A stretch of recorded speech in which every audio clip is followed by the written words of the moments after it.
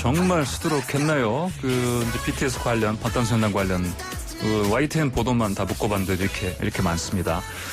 자, 세계적인 인기를 얻고 있는 K-팝의 중심이죠. 방탄소년단이 자, 우리나라 가수 최초로 빌보드 핫 100 차트에서 1위 달성했습니다. 자, 한국 가요계뿐 아니라 세계 가요계의 새 역사를 쓴 방탄소년단의 쾌거에 대해서 자, 전문가 두 분 모시고 얘기 나눠보겠습니다. 정민재 음악평론가 나오셨고요. 네, 안녕하세요. 정민재입니다. 네, 반갑습니다. 자, 그리고 아이돌을 입문하다. 이 책 쓰신 저자시죠? 박지원 작가 나오셨습니다. 안녕하십니까? 예, 안녕하세요. 박지원입니다. 네. 자, 먼저 박지원 작가님, 책 얘기 나왔으니까 아이돌을 입문하다. 이게 무슨 책입니까? 그러니까 지금 BTS 얘기도 나오는 거죠? 예, 좀 BTS가 좀 중심이 되고 있고요. 네. 아무래도 지금 방탄소년단이 또 1위 해서 또 네. 전국적으로 또 굉장히 주목받고 있잖아요. 네. 우리가 흔히 뭐 BTS, 방탄소년단, 트와이스, 뭐 워너원, 뭐 이를테면 뭐 소녀시대, 아이유, 우리가 뭐 아이돌이다, 뭐 네, 음악성이 없고 메시지도 없고 이렇게 네. 또 흔히들 또 무시하기도 했던 그런 가수들이 굉장히 의미가 있고 또 메시지가 있고 철학이 있고 나름의 인문학적인 어떤 그런 메시지들이 있다는 거를 좀 밝혀봤던 책입니다. 아, 그렇군요. 이제 다시 또 그 안에 특히 BTS 관련 얘기도 있다고 하니까 독자들이 많이 또 다시 찾겠습니다. 많이 찾아주셨으면 좋겠습니다. 네, 알겠습니다. 자, 본격적으로 이번 방탄소년단의 빌보드 차트 100 핫백 1위에 대해서 이야기 나눠보겠습니다. 정민재 평론가님. 네. 일단 이 빌보드 핫백 차트에 대해서 좀 알려주세요. 간단히. 아시다시피 빌보드에는 수십 개의 하위 차트가 있습니다. 뭐 장르별 차트도 있고 방송 차트도 있는데요. 이 핫백 차트라고 하는 거는 빌보드 200 그리고 핫백 이렇게 두 개의 차트가 메인 차트가 돼요. 그래서 핫백 차트라고 하는 거는 곡 단위의 인기곡 차트가 됩니다. 앨범 차트 빌보드 200 차트가 앨범 판매량을 중심으로 집계를 한다면은 핫백 차트 같은 경우는 다운로드, 스트리밍, 또 유튜브 조회수, 라디오 방송 횟수 뭐 이런 것들을 종합해서 결산을 내는 인기곡 차트라고 할 수 있겠습니다. 네, 빌보드 양대 그 주요 차트인데 빌보드 200은 이제 앨범 차트로 보면 되겠고요. 이제 이 핫백은 싱글곡으로 보면 되겠다. 이런 말씀이신 거죠. 그런데 이제 자, 그러면 이렇게 이 싱글을 겨루는 싱글 그 앨범 가운데 싱글 그 곡 가운데 어떤 겨루는 빌보드 핫백에서 1위. 이게 어떤 의미로 이렇게 볼 수 있겠습니까? 그러니까는 뭐 과거를 생각해 본다면 우리가 CD로 음악을 들을 때 또 이전에 레코드판으로 앨범을 들을 때 이때는 우리가 앨범을 전체를 듣는 경우가 많았잖아요. 네, 그렇죠. 근데 요즘 대중 같은 경우는 스트리밍으로 음악을 듣기 때문에 곡 단위로 음악을 듣는 경우가 많단 말이죠. 그래서 앨범 차트보다도 이 핫백 차트가 실질적인 인기 지표가 된다라는 평가를 합니다. 왜냐하면은 앨범 차트 같은 경우는 앨범 판매량만을 가지고 집계를 하지만은 이 핫백 차트 같은 경우는 스트리밍 횟수도 포함이 되고 또 이 요즘 젊은 친구들은 다 유튜브 보잖아요. 유튜브 조회수까지 합산이 되고 그렇기 때문에 굉장히 지표가 많아서 진입 자체가 어렵고요. 그래서 통상 핫백 차트에서는 톱 40, 그러니까 40위 안에만 들어가도 히트곡이다. 그런 얘기를 해요. 옛날에 보면 저도 어렸을 때 그 빌보드 차트 탑 40 하면서 맞아요. 주요 차트를 이렇게 했던 게 기억이 납니다. 아메리칸 탑 40이라고 했잖아요. 그러니까 아메리칸이 들어갔었죠. 자, 그러면 방금 말씀하신 대로 여러 그 어떤 부문들을 이렇게 그 집계해서 이제 내는 그런 방식이다 보니까 이제 그 들어가기 쉽지 않다 말씀하셨는데 그 특히 이제 앨범 같은 경우는 말씀하시니까 앨범은 제가 언뜻 생각하기에도 이제 광팬들이 살 거 아닙니까? 맞습니다. 그러면 이제 빌보드 200 같은 경우는 그런 광팬들이 주도할 수 있는 차트로 좀 시작이 되고요. 그렇죠. 근데 이 싱글 같은 경우는 사실은 광팬이 아니더라도 또 어떤 들을 수 있는 그래서 어떻게 보면 진정한 의미의 어떤 넓은 많은 그 층들이 듣고 있구나 이런 거를 가늠할 수 있는 그런 잣대가 아닐까 그런 생각이 듭니다. 맞습니까? 네. 대중이 흡수가 되어야만 핫백 차트의 성과가 나올 수 있거든요. 그래서 K-팝이 요즘에 인기를 얻으면서 미국에서 사실 K-팝 팬덤이 많이 생겼어요. 뭐 슈퍼엠 팬덤이다. 엑소, 뭐 블랙핑크 많이 생겨서 이 빌보드 200 차트에는 우리 가수들이 앨범만 내면은 그냥 요즘엔 쉽게 들어가는 추세예요. 100위 안에. 그런데 쉽게요. 그냥 뭐 앨범이 나오면은 들어갑니다. 기본적으로. 근데 핫백 차트에는 지금까지 들어간 팀이 그렇게 많지 않죠. 그래요? 알겠습니다. 자, 그러면 이렇게 대단한 성과를 이뤄냈는데 팀 이름이 이제 뭐 방탄소년단 워낙 이제 익숙하지만 처음에는 이 그룹명이 뭐지? 이런 생각을 한 사람도 특히 기성세대는 있을 수 있거든요. 무슨 뜻입니까? 아무래도 방탄소년단 하면은 정말 내가 생각하는 그 방탄소년이 맞나 이랬는데 그게 맞습니다. 예. 방탄은 총알을 막아낸다는 그러니까요. 바로 그 뜻이고요. 예. 그러니까 편견과 억압을 받고 있는 이 땅의 10대와 20대들을 위해서 노래한다는 게 이제 멤버들이 내세웠던 모토입니다. 네, 또 네. 여기에는 자신들의 어떤 정당한 음악적 가치를 지켜낸다는 그런 예. 의미를 담아냈다고 합니다. 그렇군요. 아까 처음에 우리 이제 이 코너 시작하기 전에 아까 우리 YTN에서 나간 그간 BTS 관련 그 자료들 쭉 모아놨는데 그 안에 보니까 제 목소리도 나오더라고요. 근데 이제 그게 이제 2018년 파리에서 공연한 적이 있어요. 네, BTS. 네, 네. 그때 제가 취재를 했었는데, 네, 그때 간 적이 있었는데 저는 처음에 그때 공연 전 벌써 한 사흘 전부터 제가 가봤는데 거기에 텐트를 치고 있더라고요. 그렇다고 하더라고요. 근데 보니까 제가 처음에는 솔직히 저는 그때 생소했습니다. BTS가 이 정도로까지 대단한가 그러면서 거기 모인 친구들이니까 아미라고를 하더라고요. 네. 그래서 이제 예. 아미 이게 뭐지? 자 아미 저는 그때 지금은 압니다만 아미 무슨 뜻이었습니까 처음에? 예, 그래서 예. 또 방탄 뭐 이런 뭐 총알 이런 거 하면 아미가 내가 생각하는 그 아미가 맞나라고 지금 청취자분들이 생각할 수 있는데 바로 그 아미 군대라는 뜻의 그것도 아미가 맞나요? 맞고요. 예. 예. 아무래도 이제 팬들이 이제 뭐 지켜내고 예, 예. 뭔가 이런 의미에서 이런 뭐 육군 군대 이런 아미라는 말을 또 네네. 사용을 했고 또 거기다가 이제 아미는 약자로 예. Adorable Representative MC for Youth, 그러니까 청춘의 어떤 사랑스러운 대변자, 대표 뭐 이런 의미로 약자를 만들어서 이렇게 아미라는 단어를 쓰고 다시 한 번 말씀해 주세요. 청춘의 청춘의 예. 뭔가 사랑스러운 사랑스러운 대표, 대변자, 예 이런 예. 영어로 네. 이제 만들어서 쓰고 마음에 있습니다. 드십니까? 요즘엔 참 이런 줄임말 잘 만든다 생각이 드는데요. 예. 그 아미란 말은 또 이제 그냥 알 발음 만들어 아미라고 하면 또 불어에서는 뭐 친구 이런 말도 있잖아요. 아 그런가요? 그냥 그래서 저는 이제 처음 헷갈렸어요. 그래서 처음에서 물어봤어요. 거기 있는 현장에 있는 네. 거 봤더니 당시에 언뜻 저도 그때 처음 갔을 때 프랑스에 있는 뭐 팬들은 왔겠거니 생각했더니 또 보니까 좀 놀란 게 뭐였냐면 유럽 전역에 있는 팬들이 다 왔더라고요. 그렇겠죠. 그래서 그때도 벌써 2년 전이니까. 네. 근데 이제 지금 결국은 이렇게 제가 보기에도 꿈의 그 차트인데 핫백을 이룬 거 보고 참 대단하다. 대단하죠. 그때는 사실은 이런 얘기를 했었거든요. 그냥 핫백을 어떤 뭐랄까 이제 아직까지는 달성 가능한 목표는 아닌 것처럼 그럼에도 하나의 꿈이다 이런 얘기를 네, 했는데 네, 네. 달성했거든요. 네. 참 대단하다는 생각이 듭니다. 네. 자 그러면 이 BTS 약자 아닙니까? 예. 또 이것도 어떻게 여러모로 우리가 해석을 해볼 수 있을 것 같아요. 어때요? 실제로 예. 방탄소년단이란 이름이 나왔을 때 예. 솔직히 말씀드리면 저도 그랬고 예. 이제 20, 30대 이상의 어떤 기성세대, 뭐 30대 이상의 네. 와 정말 유치한 이름이다. 얘가 이제 팬들도 좀 네. 뭐 이제 공감하고 있는 부분이긴 하거든요. 예, 예.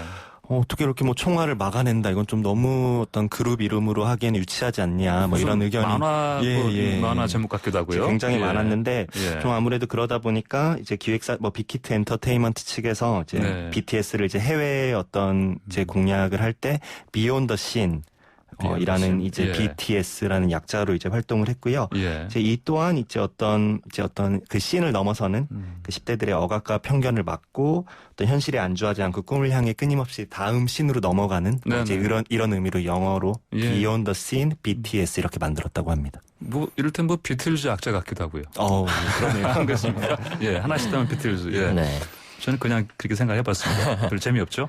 재밌습니다. 자, 예, 자, 그러면 이제 방탄소년단 음악에 대해서 한번 들어가 보겠습니다. 네. 자, 주로 10대들을 타겟으로 하고 있는 게 맞다고 봐야겠죠?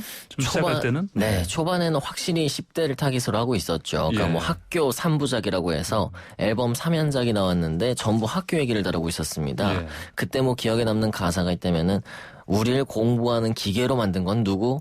1등이 아니면 낙오로 구분. 뭐 예. 이런 가사가 있었어요. 네네. 그러니까 파격적이라는 거죠. 그래서 확실히 10대 청소년들을 대변하고 있다. 그들의 마음을 좀 대신 얘기하고 있다라는 생각이 들었는데 사실 멤버들도 나이가 들어가고 예. 팬들도 나이가 들어가잖아요. 예. 그러면서 점점 20대 전반의 이야기 혹은 세대와 구분 없는 좀 우리 사는 이야기 네. 이런 것들로 이야기가 뻗어나갔어요. 그래서 나중에는 우리가 뭐 3포 세대 이런 얘기를 많이 네네. 하잖아요. 네네. 청춘 20대를 두고. 그래서 가사에서 3포 세대, 5포 세대, 그럼 난 6포가 좋으니까 육포 세대 이런 가사를 내기도 했어요. 진짜 말장난까지. 네. 이른바 아재 개그 아재 개그인데 그래도 어쨌든 3포 세대 얘기를 네. 했다는 점 이런 게 젊은이들을 대변하고 있다. 그러니까 좀 전반적으로 10대부터 시작해서 20대, 30대 이야기들을 많이 하고 있다라는 얘기가 생각이 듭니다. 그 얘기 하시니까 기억나는 게 있는데 보통 콘서트장 근처에 가면은 네. 제가 우리나라에서는 이제 한국에서는 그런 기회가 없었지만 아까 말씀드린 그 파리 공연 같은 경우 보니까 네네. 부모가 같이 온 경우가 많았어요. 예. 그러니까 물론 그거는 이제 자기 자녀가 거리적으로 먼 데서 이제 오다 보니까 안전 때문에 그런 것도 있겠지만 물어봤더니 특히 엄마들 같은 경우 많이 와 있는데 엄마들도 팬이 많더라고요. 그리고 재밌는 게요. 사실 영미 노래들을 보면은 이 방탄소년단 직전의 일이었던 노래가 카디비와 메간 더 스틸리온이라는 래퍼의 왑이라는 노래입니다. 이 가사는 지금 소개할 수가 없어요. 방송에서. 너무나 선정적이고 외설적인데 그런 가사들이 많은 와중에 방탄소년단 노래를 들어오면은 이거는 10대 얘기 아니면 20대 고민 얘기 이런 것들이란 말이죠. 그래서 외신 이게 서구는 방탄소년단 음악은 우리 아이들이 들어도 나쁘지 않다. 추천할 만하다. 그런 얘기들도 한다고 하더라고요. 그러니까 그런 차원에서 봤을 때는 그러면 10대뿐이 아니고 전 연령층에서 사랑받을 수 있는 그런 가사, 내용, 음악 장르도 어떻게 그렇게 볼 수 있겠습니까? 어떻습니까? 초반에는 이제 힙합 기반의 댄스 음악으로 시작을 했는데요. 점점 이제 R&B 또 일렉트로닉 댄스, 팝 댄스 이렇게 뻗어나가면서 많은 스펙트럼을 소화하고 있고요. 아무래도 젊은 세대가 좋아할 만한 음악들을 하고 있지만은 또 봄날 이런 이지 리스닝 곡들도 있어요. 이런 곡들은 우리 라디오에서도 많이 틀고 있고 두루두루 사랑받을 수 있는 음악을 하고 있죠. 네. 자, 박지원 작가님. 아까 아이돌을 인물화 책을 쓰셨으니까 그 안에서 분명히 방탄소년단 얘기도 하셨다고 말씀하셨고. 자, 그러면 거기에 담긴 방탄소년단의 철학이 있다고 책에서 짚어주셨죠? 어떤 철학이었습니까? 사실 방탄소년단은 이제 그런 어떤 자신들의 메시지, 되게 솔직한 어떤 학생들, 청년들, 10대들의 어떤 이야기를 대변하겠다, 젊은이들의. 이런 거를 사실 아주 이제 초창기부터 내세우면서 활동을 했던 그룹인데요.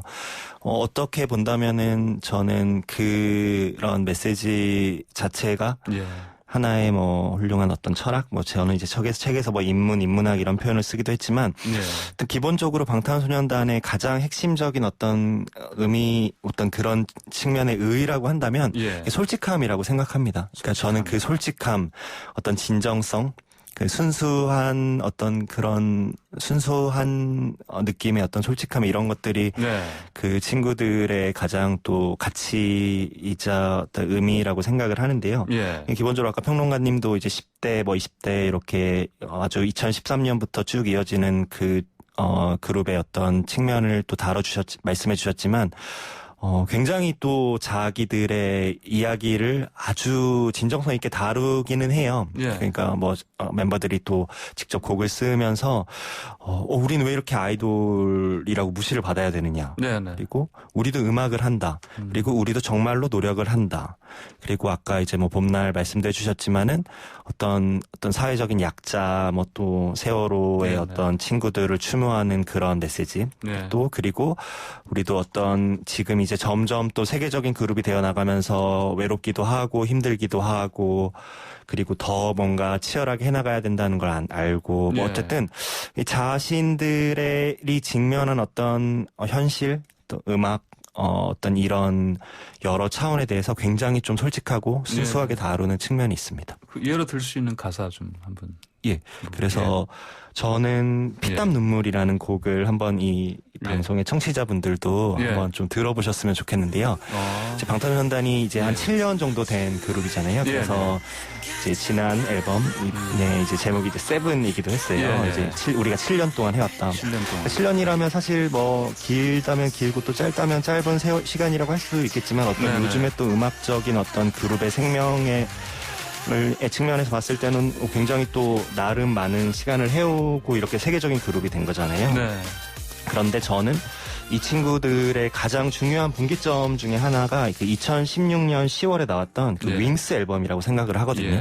근데 그 앨범의 타이틀곡이 피땀 눈물이라는 곡인데 이제 피땀 눈물에서 이제 이 앨범과 이 곡이 좀 대중에게 좀 유명해지고 널리 알려졌던 이유가 뭐냐면 네. 이 앨범과 곡의 전체적인 컨셉을 그 헤르만 헤세의 데미안이라고 네. 이제 예. 다들 아실 거예요. 네. 워낙 이제 고전 문학이잖아요. 이 문학에서 다 차용을 해왔어요. 아하. 그래서 곡의 내용, 노랫말, 뭐 뮤직비디오, 앨범 컨셉, 뭐 어떤 스타일 이런 것들을 다 이제 따와서 네. 멤버들이 막 이 책을 막 몇 번씩 읽고 막 눈물도 흘리고 그러니까 이게 사실 우리가 아이돌 그룹에게서 기대할 수 있는 모습은 아니잖아요. 네. 그런데 몇 년 전에 이게 굉장히 좀 화제가 됐었고 그래서 이 피땀 눈물의 노랫말, 그 헤르만 헤세의 데미안 네. 이게 굉장히 어떤 그 순수한 젊은 청년이 이렇게 성장하면서 되게 고독하고 외로움과 고통을 겪는 그 이야기잖아요. 네, 네. 성장 문학이라고 할 수 있는데 이 곡에서도 이제 말하자면 뭐 나를 부드럽게 죽여줘. 너의 손길로 눈 감겨줘. 어차피 거부할 수조차 없어. 더는 도망갈 수 없어. 왜냐하면 너가 너무 달콤해서. 네. 이런 식으로 어떤 이 책의 주인공인 에밀 싱클레어가 이제 그 어떤 어른의 세계를 상징하는 데미안으로부터 뭔가 더 독립하고 싶지만은 거기서 벗어날 수 없는 이제 이런 측면들을 다루고 있는 이제 고전 문학이고 이 문학에서 이제 어떤 피땀 눈물이라는 노랫말을 잘 네. 따왔다고 볼 수 있습니다. 아, 그렇군요. 실제로 또 유엔 총회에서 또 그렇죠. 나가서 연설까지 네. 하지 않았습니까? 예, 어떻게 했었죠. 보셨습니까? 평론가께서는. 재밌게 봤었죠. 사실 네. 뭐 상상할 수 없는 일이었고 보통 연예계의 인사가 그렇게 네. 유엔 총회를 가서 연설을 한다는 게 참 특별한 일로 받아들여지는데 네. 그때 당시 이제 방탄소년단이 결국은 전 세계의 어떤 청년들을 대변한다 그런 네. 입장에서 얘기를 한 것이었기 때문에 그 당시의 팀의 위상을 알 수 있는 대목이었죠. 예. 자, 그리고 참 우리가 그냥 언뜻 생각했을 때 방탄소년단의 노랫말 우리말 아닙니까? 네. 뭐 근데 영어도 간혹 들어가긴 하지만 근데 전 세계적인 인기 얻는 이유 자 이렇게 비영어권 가수가 이렇게 인기를 끄는 상황 이거 어떻게 봐야 되는 겁니까? 굉장히 예. 특별한 경우라고 볼 수 있겠고요. 사실 예. 뭐 스페인어권에서 가수들이 세계적인 인기를 얻고 뭐 이런 경우는 있었어요. 예. 그렇지만 그들도 영어곡으로 사랑을 받았단 말이죠. 뭐 제니퍼 로페즈라든가 샤키라라든가 리키 마틴 뭐 이런 네. 가수들이 예, 네. 있었는데 이 지금 K-팝 가수들 특히 방탄소년단 같은 경우는 페이클럽, 뭐 아이돌, DNA 이런 노래들이 다 한글 가사란 말이에요. 근데 이런 곡들이 세계 각국의 인기 차트에 오르고 있다라는 네. 상황이 참 고무적이고 지금 이 팀이 어쨌든 전 세계에서 가장 인기를 누리고 있는 네. 가수 중 한 명이다. 그렇게 봐야 하겠죠. 예, 그랬군요. 어떻게 보십니까? 박지훈 작가께서는 이런 상황을 예. 전 세계인이 사랑을 합니다. 그게 사실 몇 년 전에 방탄소년단이 이제 뭐 워낙 뭐 기자분들도 궁금했을 거잖아요. 뭐 예. 언제쯤 이제 영어로 곡을 쓸 것이냐. 왜냐면 이제 빌보드를 노리는 가수가 됐으니까 이미 몇 년 네네. 전에. 근데 이제 이 기획사와 멤버들이 우리가 왜 영어로 가사를 써야 되죠? 이렇게 이제 반문을 한 적이 있어요. 예. 우리는 한국 가수인데 그냥 우리를 제일 잘 아까 제가 이제 뭐 솔직함, 순수함 이런 네네. 측면을 얘기했는데 한국 가수인데 왜 영어로 노래를 하죠? 이렇게 얘기를 해서 좀 화제가 되고. 네, 저도 제가 보기에도 그 발언은 기억이 나는데 예. 정신 똑바로 박힌 예. 친구들이구나. 저는 그런 저도 생각이었었는데 되게 멋있다고 생각을 했는데 아무래도 이번에 또 영어로 가사를 네. 쓰고 그래서 근데 이걸 꼭 뭐 비판적으로만 볼 건 아니잖아요. 네, 네. 또 이제 나름의 도전이라고 이제 멤버들은 얘기하고 있고 그래서 여러모로 워낙 이제 큰 이제 가수가 됐으니까 예. 그런 측면이 있는 것 같습니다. 그러니까 이제 자 이번에 빌보드 핫100 1위 달성한 곡 다이너마이트에 대해서 이제 그런 얘기를 더 나눠볼게요. 네. 자 방금 말씀하신 대로 지금까지는 한국어였는데 우리 국어였는데 이제는 모두 이제 영어로 됐습니다. 가사가 이게 당연히 처음이죠. 네, 최초고요. 예. 뭐 기존에 영어 곡에 피처링으로 들어가거나 한 적은 있었지만 예. 이렇게 자신 명의로 된 곡에서 온전히 영어로 된 곡을 낸 건 예. 처음이었는데 네네. 당연히 영어권을 공략했다고 볼 수 있겠고 예. 또 영미 팬들은 사실 방탄소년단을 굉장히 순애보랄까요? 사실 먼 거리에 있는 거잖아요. 예. 근데도 끊임없는 애정을 보여주고 사실 미국 진출도 방탄소년단이 하고 싶어서 한 게 아니고요. 예. 영미 쪽에서 특히 미국 팬들이 너무 공연을 보고 싶다. 하도 요청을 하니까는 간 거였어요. 네네. 그게 지금 몇 년간 지속이 됐단 말이죠. 한국어 곡으로만 갔는데도. 그래서 그런 마음에 보답하는 차원에서 팬 서비스 차원의 곡이라고 볼 수도 있겠고 네. 그런 생각이 듭니다. 그러니까 팬 서비스 차원의 곡이기 때문에 또 영어로 하는 게 네. 맞기도 하고 또 네. 아까 말씀하신 대로 이제는 좀 지평을 어차피 빌보드 핫100 1위 달성하는 것도 하나의 목표로 삼을 수 있는 상황이니까 또 영어로 하는 것도 또 뭐 그런 맥락에서는 또 뭐 해볼 만한 그런 상황이고요. 네. 그렇죠. 예. 내용은 뭡니까? 내용 말씀해 우리 주시죠. 박준 작가. 네. 이것도 뭐 스토리, 아까 말씀드린 철학, 뭐 예. 어떤 인문학적인 고찰을 할 수 있겠습니까? 예, 없습니다. 아니, 농담이고요. 없어요? 네네. 사실 이제 이 가사를 보면 예. 이제 그런 어떤 방탄소년단이 조금 더 대중과 가까이 다가가야겠다는 그런 어떤 고민 예. 또 어떤 그런 계기 시점 이런 것들이 좀 읽히는 것 같습니다. 이 노래 네. 가사를 보면 영어로 된 가사지만 이제 해석된 거를 보면은 네. 뭐 아이스티 한 잔, 탁구 한 판, 디스코 파티 우린 준비됐고 펑크와 소울로 이 도시를 밝혀 네. 빛으로 물들일 거야 마치 다이너마이트처럼. 그래서 이 제목이 다이너마이트거든요. 네네. 네. 그러니까 말하자면 이렇게 우리가 이제 흔히 이제 이 코로나의 대전환을 이루고 있는 시기인데 이 뭐 금융위기 이전 뭐 말하자면 2000년대 90년대 이때 전 세계적으로 호황이고 굉장히 좀 여유 있고 좀 그랬던 낙관적인 시대에 되게 복고적인 그런 어떤 즐거움과 쾌감과 어떤 사회적인 어떤 그런 여유로움 이런 네네. 것들을 다룬 가사인 것 같고요. 예, 예. 워낙 좀 특히 이 초기 며칠간의 이 폭발적인 반응이 이 친구들이 그런 걸 잘 건드려 줬던 것 같기도 하고 네. 그 방탄소년단이 특히 이제 그 멤버 중에 V라는 멤버가 있는데 그 네, 멤버가 그 기자회견에서 우리가 음악을 너무 사랑하고 우리가 노래와 춤에 대한 열정은 어느 누구에도 뒤떨어지지 않는 걸 알지만 네. 이번에 이 곡을 준비하면서 정말 대중들의 사랑이 너무나 소중하고 우리가 그거 없이 안 되는 걸 좀 새삼 알았다 뭐 이런 말을 한 적이 있어요. 예. 그러니까 어떤 그런 방탄소년단이 그러니까 이제 또 점점 더 팬이랑 만나기 힘들어지고 또 워낙 그들을 찾는 팬이 많아진 이 상황에서 네. 그들과 좀 더 가까이 다가서려는 그런 어떤 노력이 잘 읽히는 곡이었던 것 같습니다. 뭐 그렇다면 이게 뭐 너무 단순한 질문일까요? 이게 영어로 가사가 된 것 자체가 빌보드 101위 네. 거기 도달하는데 네. 도움 됐다고 보십니까? 물론 뭐 도움이 된 수준이 아니고 결정적인 역할을 했다고 봅니다. 결정적인 역할을 했다. 저는 이 상황을 보면서 재밌었던 게 예. 사실 이 팀은 진작부터 빌보드 1위를 할 수 있는 힘이 있었어요. 예. 대중의 관심도 상당했고 팬덤의 충성도는 뭐 어마어마했죠. 예. 그리고 미디어의 주목도 상당했고 근데 이 팀이 항상 빌보드 1위까지 못 갔던 거 그리고 차트에 올라가서 금방 떨어졌던 거 예. 이런 거는 사실 라디오에서 뒷받침이 안 됐습니다.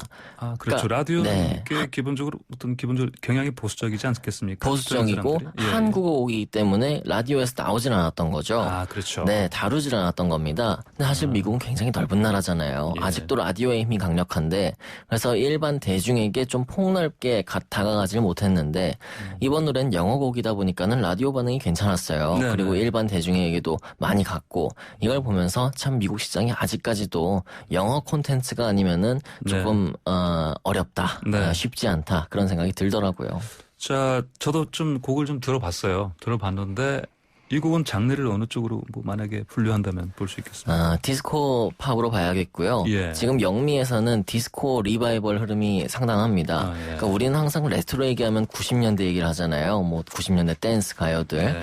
근데 미국 영미에서는 레트로 하면은 70년대 말, 뭐 토요일 밤의 열기, 뭐 이런 네. 디스코 음악을 항상 얘기를 해요. 센터나이트. 네. 그래서 올해 나왔던 뭐 젊은 가수들, 뭐 두아리파, 뭐 네, 위켄드, 레이디 가가 이런 가수들이 일제히 디스코를 했습니다. 예. 인디로 가면 뭐 그 흐름이 어마어마하고요. 방탄소년단이 이 흐름을 포착을 해서 예. 이 트렌드에 잘 맞게 갔다. 그래서 디스코로 좀 더 쉽게 다가갔다라는 생각을 합니다. 그렇군요. 이번 사실 저 얘기를 들었습니다. 이번 곡은 좀 힘을 빼고 네. 좀 가볍게 만들었다. 이렇게. 네. 근데 이게 의외로 이게 1위까지 간 거, 물론 영어로 만들었지만 네. 이런 얘기도 있었습니다. 그건 어떻게 보십니까? 지금까지 냈던 곡 직전에 나왔던 뭐 온 이런 노래는요. 사실 예. 이지 리스닝이라고 볼 수는 없어요. 라디오에 나왔을 때 사람들이 그렇게 쉽게 들을 만한 곡은 아니고 특히 퍼포먼스가 같이 동반되어야만이 예. 이 노래의 진가를 알 수 있는 그런 경우가 많았는데 이 다이너마이트라는 노래는 퍼포먼스를 굳이 보지 않고 우리가 귀로만 들어도 이 노래 충분히 신나고 흥겹고 그냥 틀어놓을 수 있는 노래라는 거죠. 네. 그런 면에서 확실히 좀 쉽게 다가갔다라는 말이 맞는 것 같습니다. 네네. 자, 아까 이 노래 가사에 담긴 스토리 말씀하셨는데 이전에 외국에서 콘서트를 할 때 BTS 할 때 보면은 이 팬들이 그 공연장 근처에 또는 안에서 공연할 때에도 이 가사를 네. 영어가 아니라 한국어 가사를 이렇게 번역해서 그걸 자기들이 읽을 줄 알아요 보니까 그거를 흔히 말하는 이제 이른바 떼창으로 네. 하기도 하고 그러는데 그러면서 그런 거야. 이 친구들이 제가 봤을 때 이해를 얼마나 하고 도대체 저렇게 하나 그랬더니 아니더라고요.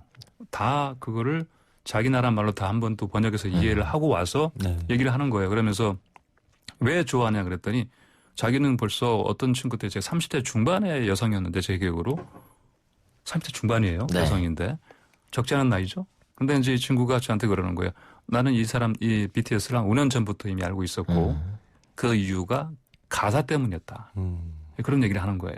그래서 이 관련해서 이게 예. 그 정말 그 좋은 측면을 이제 말씀해 주신 것 같은데요. 그 아까 이제 제가 이제 BTS의 어떤 메시지 어떤 가치, 이게 메시지적인 가치에 대해서 뭐 이런 말씀을 드렸는데 그거랑 연결되는 방금 그 지점이 뭐냐면 말씀해 주신 걸 듣고 생각이 난 부분은 그 뉴욕에서 활동하는 저널리스트 디바 벨레즈라는 사람이 이미 몇 년 전에 이제 BTS의 인기에 대해서 분석하면서 이런 표현을 한 적이 있는데요. BTS는 서양 시장에 진출하려는 노력 없이 자신들의 방식으로 경계를 넘어버린 그룹.